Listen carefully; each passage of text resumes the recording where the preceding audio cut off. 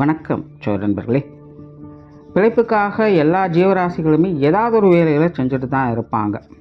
ஆனால் இந்த கால நேரம் அப்படிங்கிறது எப்பவும் ஒரே மாதிரி இருக்காது.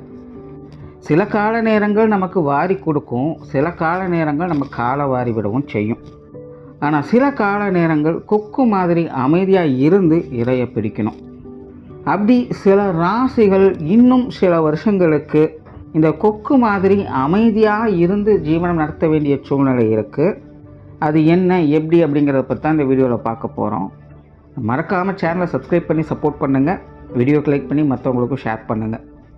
கடகராசி கடக லக்னம், இவங்களை பொறுத்த வரைக்கும் கெரியர் ரிலேட்டடாக பெருசாக பிரச்சனை அப்படின்னு சொல்கிறதுக்கு இல்லை. ஆனாலும் இவங்களை பொறுத்த வரைக்கும் இவங்க கொஞ்சம் கேர்லெஸ்ஸாக இருப்பாங்க அப்படின்னு சொல்லலாம். அதனால் நிறைய விஷயங்களை கோட்டை விடுவதற்கு வாய்ப்புகள் இருக்குது.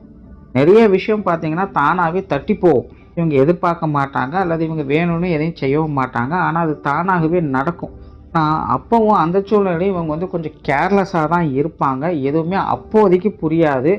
முடிஞ்சு போனதுக்கப்புறம் ஐயோ இதுதானா, நம்ம அப்போவே இது தெரிஞ்சிருந்தால் பண்ணியிருக்கலாமே, அப்போவே தெரிஞ்சிருந்தால் சுதாரிச்சிருக்கலாமே அப்படிங்கிற மாதிரி யோசிக்க ஆரம்பிப்பாங்க. ஸோ கடகராசி கடக லக்னக்காரங்க கேர்லெஸ்ஸில் கொஞ்சம் கவனமாக இருங்க, குறிப்பாக கெரியர் ரிலேட்டடாக.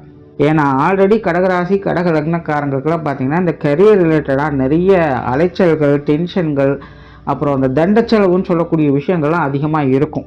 எல்லாமே நல்லா இருக்கும், நல்லா பிஸ்னஸ் போகும், ப்ராஃபிட் பார்ப்பாங்க. ஆனால் அன்எக்ஸ்பெக்டடாக ஒரு தண்டச்செலவு வந்துடும். காசு ஒரு பக்கம் நல்லா வந்துட்டுருக்கும், ஆனால் அந்த காசு எந்த பக்கம் எப்படி போகுதுன்னே தெரியாது.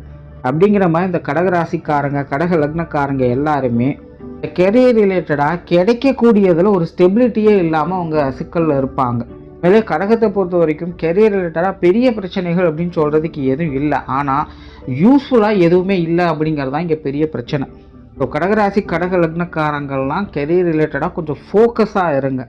எதுவுமே இவங்களுக்கு பார்த்திங்கன்னா நடக்கும்போது ரொம்பவுமே சர்வசாதாரணமாக தான் தெரியும். ஆனால் முடிஞ்சு போனதுக்கப்புறம் தான் அவங்களுக்கு அது புரிய வரும், ஐயோ இது இவ்வளோ பெரிய பிரச்சனையை கொடுத்துருச்சா அப்படின்னு. அதனால் இந்த கடகராசி கடக லக்னக்காரங்களாம் இந்த தேவையில்லாத வேலைகளை இதை செய்கிறேன் அதை செய்கிறேன்னு ட்ரை பண்ணி தேவையில்லாமல் டைமை வேஸ்ட் பண்ணுறது, வெட்டி செலவு பண்ணுறது, இல்லை நான் முன்ன பின்ன தெரியாத விஷயங்களில் போய் தலையிடுறது, ஒரே வேலையை திரும்ப திரும்ப டைம் பாஸ்க்காக செய்கிறது, இந்த மாதிரி விஷயங்கள்லாம் கொஞ்சம் அவாய்ட் பண்ணிட்டு கொஞ்சம் ஃபோக்கஸாக இருக்க ட்ரை பண்ணுங்கள். ஏன் இங்கே திரும்ப திரும்ப ஃபோக்கஸாக இருங்கன்னு சொல்கிறேன்னா, மற்ற ராசி லக்னங்களுக்கெல்லாம் பார்த்திங்கன்னா கெரியர் ரிலேட்டடாக பிரச்சனைகள் அப்படிங்கிறது இருக்குது. ஆனால் அதுக்கு தகுந்த மாதிரி சில நேரங்களில் அவங்களுக்கு திடீர் அதிர்ஷ்டம், யோகம் அப்படிங்கிற விஷயங்களை கொஞ்சம் நாளைக்காக கொடுத்துட்டு போகும். ஆனால் கடகத்தை பொறுத்த வரைக்கும் பெரிய அளவில் பிரச்சனை அப்படின்னு சொல்கிறதுக்கு எதுவும் இல்லை. ஆனால் அதே நேரம் இந்த திடீர் அதிர்ஷ்டம், யோகம் அப்படிங்கிறதும் இவங்களுக்கு வேலை செய்யாது. அதனால் இவங்களை பொறுத்த வரைக்கும் இருக்கிறத வச்சு தான் எல்லாத்தையுமே சமாளிச்சாகணும். அதனால் கெரியர் ரிலேட்டடாக ஃபோக்கஸ் ஆகுங்க. சும்மா அதை செய்கிறேன் இதை செய்கிறேன் ட்ரை பண்ணி போய் எதிரையும் போய் மாட்டிக்காதீங்க. நன்றி, வணக்கம், வாழ்க வளமுடன்.